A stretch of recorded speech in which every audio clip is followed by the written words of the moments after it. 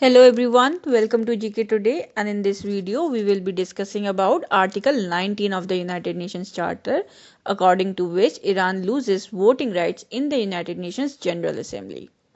See, Iran and 6 other countries have lost their voting rights in the United Nations General Assembly as they had not paid their dues. So the other countries that lost their voting rights were Niger, South Sudan, Zimbabwe, Congo, Brazzaville, Central African Republic and Libya.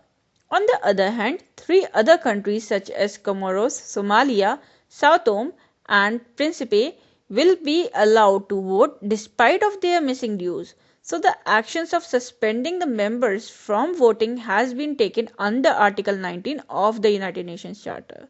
So now let's discuss that what is this basically United Nations Charter Article 19. So according to the Article 19 of the Charter, a member shall have no voting rights if it has arrears in the payment of its financial contributions to the United Nations.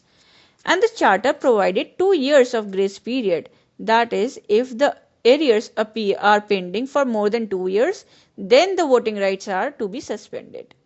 Coming to Iran, so Iran owes 16.2 million USD to the United Nations, and according to Iran, the US sanctions is troubling the country in paying its contribution to the United Nations. And talking about United Nations budget contributions, so the United States is the highest contributor of the United Nations organization, and the United States contributed 22% of the UN budget, and China contributes 12%, whereas Japan contributes 8.574%, and Germany contributes 6.090%. So these 4 countries together finance around 49% of the entire United Nations budget. Whereas talking about India, so India is one among the 34 United Nations members to pay the budget dues on time, and in January 2020, India paid its dues to the United Nations as its contribution. Now coming to the determination of UN budget, so every 3 years, United Nations members collectively decide on the formula called scales of assessment. So the formula decides that how much currency should each member contribute to the United Nations regular budget and to peacekeeping operations. So the formula is highly complicated and it begins with the gross national income of the country.